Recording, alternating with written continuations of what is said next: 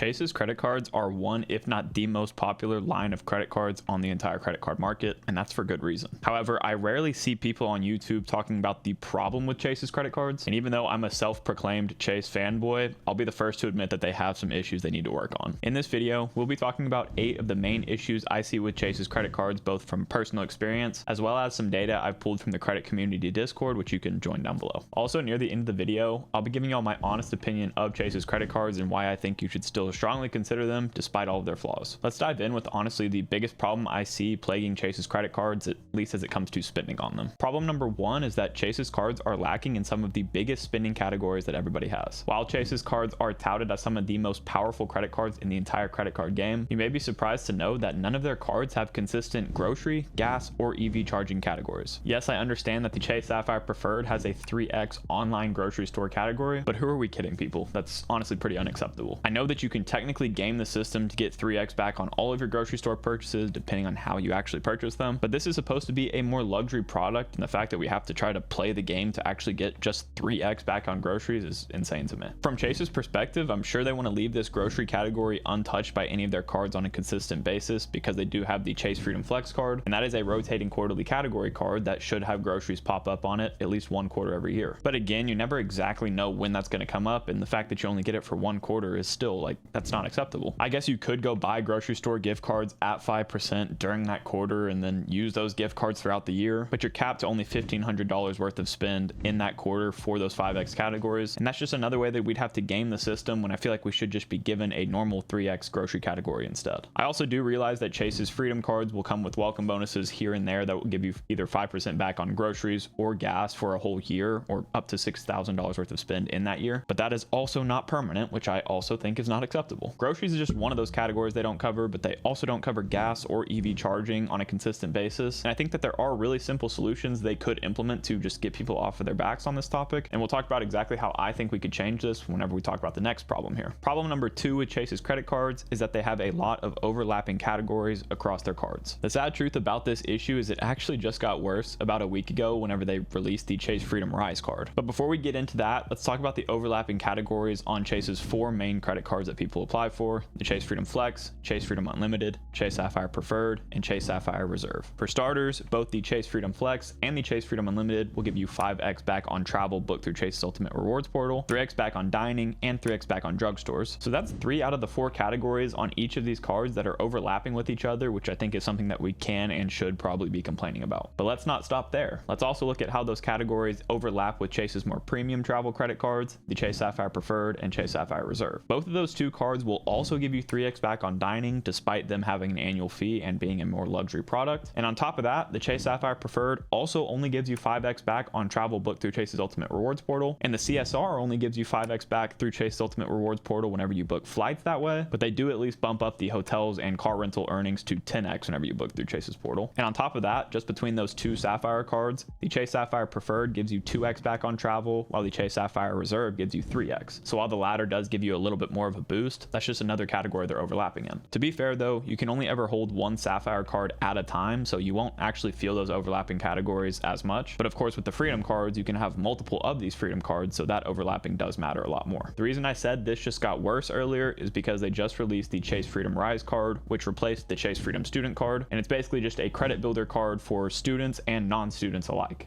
But this card will give you a flat 1.5x back on every single one of your purchases. So now I think that's actually a really great card to get started with in the credit card game, but it kind of now just negates the whole reason to get the Chase Freedom Unlimited. As we said earlier, there's only one category that the Chase Freedom cards don't overlap on, and for the Chase Freedom Unlimited, its selling point is that it gives you 1.5x on all of your purchases. But now you have the Chase Freedom Rise coming in that literally just replaces that one category that was different between the 2 Freedom cards before. So now unless you don't get started with the Chase Freedom Rise card, there's no reason to add the Chase Freedom Unlimited. In my opinion, if they don't raise the base earning rate on the Chase Freedom Unlimited, then that's a huge miss on their part, and I really would just be sad about that. To fix these overlapping categories, as well as introduce those categories we talked about in problem number 1, there's one option brought up in the credit community Discord that I added some stuff onto and I think would actually be a very good solution. This might not be the most optimal option that we came up with here, but it's just a very quick thought that already does better than what Chase does, so take that for what it's worth. So one way you could kind of renovate Chase's current cards is maybe have the Chase Freedom Unlimited keep that 3x back on drugstores that it already had for whatever reason, and then increase that base earning rate at least very slightly, making it a 2x 3x card would make it honestly the best catch-all credit card on the entire credit card market, in my opinion. But even if they just raised it to like a 1.625x credit card or something like that, that would still make it way more competitive technically than the Chase Freedom Rise, which is now coming to replace it in many ways. Then I think what you do with the Chase Freedom Flex is you go ahead and just drop that drugstore category and add in a permanent 3x grocery category. And then I think what you do with the Chase Sapphire Preferred is add in a 3x gas category similar to the City Premier card. That makes sense logically because gas is technically a travel related category and the Chase Sapphire Preferred is supposed to be a travel credit card, so I don't know why they haven't done that yet. I think even if they just made those small changes, they would solidify their spot more as like the #1 lender and would even pull some people's opinions towards that might have been on Team Amex for the longest time now. Problem number 3 that people have with Chase's credit cards is that they do have some pretty poor customer service sometimes. Now this problem is a huge your mileage may vary topic, and personally I have had really no issue with Chase's customer service up until this point, but that's not the case for everybody. I will admit though that their customer service is specifically not great when it comes to Chase's 524 rule. The sad truth about most customer service reps that you'll talk to out there is that none of them are really well trained enough to be able to talk about some of these more intricate rules that you and I may know, being very dedicated to the credit card game. And I'll cut them some slack there because they don't necessarily need to know all of those super detailed rules, but whenever they can't even answer the most general questions that you ask them, that definitely becomes a problem. And honestly, one of the things that I didn't even think about before making this video and asking people in the Discord for their opinions on this is that Chase doesn't actually have a chat feature. This is probably something that's just overlooked by a lot of people because we just like Chase's credit cards and maybe generally don't have too much of an issue with them. But it got me thinking as to why I like other lenders' customer service so much, specifically Amex's customer service, and that would be because they do have that chat feature that's just so convenient. Chase does not have that chat feature. They have some like secured message features, and obviously you can call to talk to people, but if you have to wait on hold forever and end up never getting your question answered, that can make for a really bad customer service experience for people. Now the next big issue that I've seen is also a bit subjective, but problem number 4 is that they do have some subpar rotating quarterly categories. Let's be honest on this one though. Chase in the past has done pretty dang good when it comes to giving you good rotating quarterly categories every single quarter. Usually you can expect at least one of those categories to be something you spend in regularly, while the other one might be kind of trash, but at least they always give you one. But to be honest, lately I feel like they've kind of been dropping the ball, and this sentiment was shared by people in the Discord once again. The Q1 rotating categories on the Chase Freedom Flex and OG Chase Freedom card this year had grocery stores, Target, fitness clubs, and gym memberships, and then Q2 had Amazon and Lowe's. At the time of me filming this, the Q3 categories haven't come out yet, but maybe I'll throw in a screenshot in post so you can see exactly what's going on right now. And I hope that they did better with this quarter than they have in the past couple. But now after I said that, you may be thinking, well, they did give you some pretty dang good categories in the first couple of quarters, so what are you complaining about? And on the surface, it might look that way, but let's look at these a little bit deeper. Sure, in Q1, they did give you grocery stores, which is a good rotating quarterly category. You can't argue against that. But the rest of the categories for Q1 were just not super desirable, in my opinion. I'd say that the Target category was pretty solid, but if we're being honest, most people who shop at Target super frequently and are into the credit card game probably already have the Target Red card, which gives them 5x back already. And of course, I guess it's nice to get 5x back on your gym membership for 3 months, but at the end of the day, even if your membership was $50 a month, for example, that's a whopping 750 points you get for 3 months of spending on that card. Obviously, that's not really anything to write home about. And for Q2, you may be thinking, well, Amazon was a really solid category, right? And yes, objectively getting 5x back on Amazon is a really good thing these days with how many people use Amazon. But again, similar to that Target card we were just talking about, I think people that shop frequently at Amazon and have Amazon Prime probably either have the personal Amazon Prime Visa card or the business Amazon Prime card with Amex. Granted, earning 5x Chase Ultimate Rewards points instead of just 5% cash back that those other cards will give you in those categories is definitely a positive thing, but at the same time, we're seeing Chase add more overlapping categories during these rotating quarterly categories. I say that because Chase is literally the lender that has the Amazon Prime Visa personal card under their arsenal, so adding in a 5x category for that while they already have the card is kind of counterintuitive. One other thing about Chase's rotating quarterly category cards is that, just like all the other rotating category cards really, you have to activate those offers on your card before you actually start paying in those categories to get that 5x back. Now that's something that can be really annoying to do, and I'm actually somebody that has the OG Chase Freedom cards with those rotating categories on them. So what I decided to do a while back was pay for Max Rewards Gold so that it would automatically activate those quarterly rotating categories for me. However, Max Rewards definitely has plenty of free features that you can get a ton of value from, so let's talk about a few of those real quick. For those of y'all that don't know, Max Rewards is an app that allows you to pool all of your credit card information, even if your credit cards come from a multitude of lenders, into one convenient app. This is exactly what I use to tell me my total point balances, card balances, and bill due dates all in one place. And one of my favorite features about the app is that it actually tells me exactly what card to use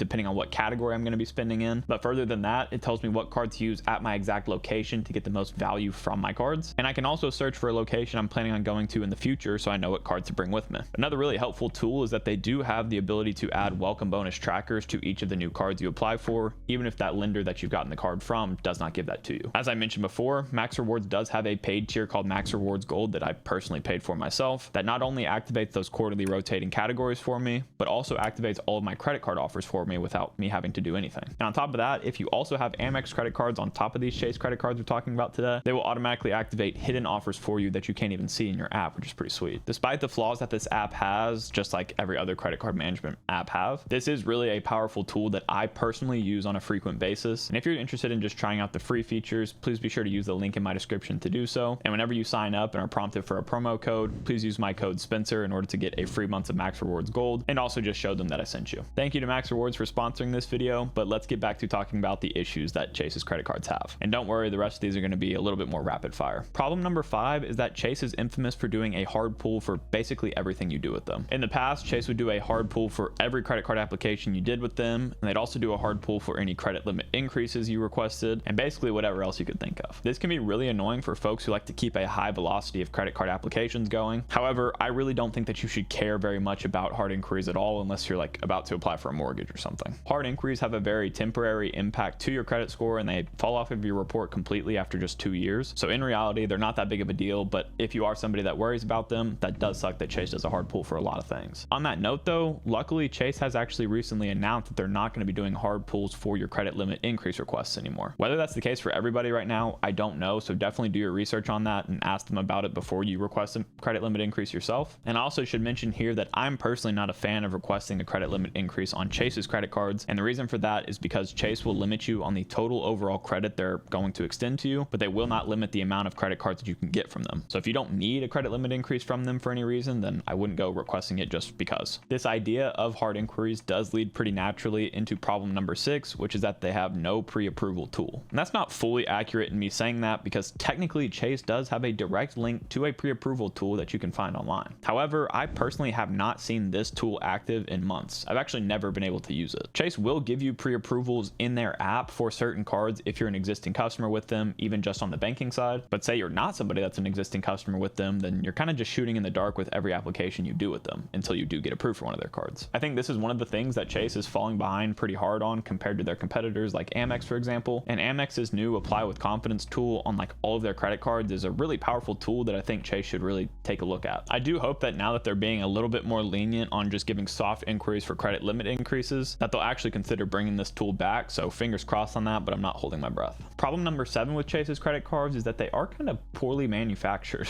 I think this is just a more subtle problem that people do actually complain about because they are just a little bit more behind the times on this once again. It's definitely not something that should deter you from applying for their cards because it's just a purely aesthetic thing. But the fact of the matter is that their no annual fee cards in particular are pretty poorly designed. For one, all of their Freedom cards do have the embossed lettering still where all of the numbers and letters are raised off the card. Not only does that force me to have to tape basically the whole front of my card to show it on camera, but it also makes them take up a larger footprint in your wallet, which can be really annoying. On top of that, having the raised numbering makes the card numbers rub off really easily, at least the color on top of them, I guess. And to give them some credit, I've heard that they've at least switched their debit cards to now having the numbering on the back like a more premium card would, so that way they don't have the raised numbers on the front. But I feel like this is something they could really easily fix across all of their cards, because even just having my Chase Sapphire Preferred here, not having the embossed numbering makes this feel like a 10 times more premium credit card, even though it's really just can't be that much more expensive to manufacture. I'm not even asking for these cards to be metal or anything like that. I'd just rather them not have the raised numbering on them. Once again, this is another way that I think Amex has done really well in just keeping up with the times and making their products feel more luxury, for the most part at least, but I'm pretty sure all of their no annual fee cards do not have the raised numbering anymore, which is just another leg up that Amex has in certain subtle ways over Chase. At this point, I wonder how many of y'all have been ripping your hair out at the fact that I have not mentioned the most annoying thing about Chase as a lender, which leads us to problem number 8, which is the Chase 524 rule. This is the most infamous rule in the credit card game as a whole. So much so that I decided to make a full dedicated video on that I posted just right before this one. That way I didn't have to explain it in full detail here, but I'll still give y'all the TLDR. The Chase 524 rule states that if you have been approved for 5 or more personal credit cards from any lender in the past 24 months, Chase will automatically deny you for your next credit card application with them. This is a rule that I just don't think we'll ever see Chase get rid of, despite how much everybody hates it, but it's really just a way for them to keep credit card churners out of their products. It is nice to see that they seem to be at least a little bit more lenient lately whenever they have cards out with really high elevated welcome offers on them. But again, that's not the case for every single person, and people are still getting denied because of this rule every single day. And unfortunately, I think it's just going to be one we have to deal with. While there are so many annoying things about Chase's credit cards and really just every credit card lender out there are so many good things about Chase's credit cards that we need to dedicate a quick section to. So now let's go ahead and talk about the pros of Chase's credit cards. First and foremost, I want to make it clear that I'm of the opinion that Chase's ecosystem is the best in the game. Does that mean it's the best in the game for everybody? No, but especially for me, and I think the majority of people out there, everybody can get value from Chase's ecosystem. The number one reason I'm such a big fan of it is because their ecosystem as a whole is so powerful together. Generally, you're going to see Chase and Amex compared pretty side by side because they're two of the most valuable lenders out there, but I give Chase a leg up in this debate because the flexibility of their points is just so much better than Amex's. For example, if you're somebody on Team Cashback who's used to redeeming their points for 1 cent per point in cashback form, with Chase you can do that no problem, but with Amex you only get 0.6 cents per point for trying to redeem in cashback form. That is without some of their highest tier cards that will cost you $695 a year. Better than that, with Chase's more luxury products, that being the Chase Sapphire Preferred, Chase Sapphire Reserve, and Chase Ink Preferred, you unlock the ability to transfer your points out to Chase's travel partners, where you can increase the value of your points to 2, 5, or even 10 plus cents per point with certain redemptions. Speaking of their travel partners, they do have some of the best in the game, and for me personally, they do have the best transfer partners in the game. Let me pop up some B-roll right here real quick so you can see all the transfer partners that Chase does have. But for those who want a quick TLDR before you go and watch a ton of videos on their transfer partners, Hyatt is going to be where you get a ton of value from your Chase points in very quick and simple fashion. I have been able to consistently find redemptions for 3 to 5 cents per points with domestic Hyatt stays with very little effort, and that's a very powerful thing. It's also important to note that you can do that with a card with just an annual fee of $95. The Chase Trifecta is a setup commonly composed of the Chase Freedom Flex, Chase Freedom Unlimited, and Chase Sapphire Preferred, and the total cost of that setup every year to hold is just $95 per year for those 3 cards. Now that $95 just has to do with the Chase Sapphire Preferred, but that is the card that unlocks the ability to transfer out the travel partners, so keep that in mind. But still, if you compare that with other Trifectas out there, like the Amex Trifecta that costs $945 a year to hold, the cost effectiveness of the Chase Trifecta is just hard to beat. In this section too, I'd be remiss not to mention the fact that you can actually get multiple welcome bonuses on each of Chase's credit cards, which is really nice. Other lenders out there are not going to let you do this, especially Amex, who has a once in a lifetime welcome offer rule. However, with Chase, with their Freedom cards in particular, you can get the welcome bonus on those cards every 2 years, and with their Sapphire cards, you can get the welcome bonus on those every 4 years. Not to mention, the sign-up bonuses on their credit cards are usually pretty dang large, especially when it comes to their business credit cards, which is another massive plus for Chase's ecosystem. The Chase Ink business cards are some of the most powerful business credit cards on the entire market, and once again, you can make a full trifecta out of their 3 most popular Ink credit cards for just an annual fee of $95 per year. The fact of the matter is Chase, like every other lender, has a lot of problems with their credit cards. However, they also have one, if not the most powerful ecosystems out of any credit card lender out there, and I'm still personally going to highly recommend their cards to basically everybody out there, despite their flaws. Speaking of, my most recommended beginner travel credit card on the entire credit card market is the Chase Sapphire Preferred, but if you want to see exactly why I say that, along with a full, honest 1-year review of me holding the Chase Sapphire Preferred, be sure to watch this video next. As always, Odin and I both want to say thank you guys so much for watching this video. If you did enjoy it, please consider leaving a like and subscribing to the channel, and we'll catch you guys next time.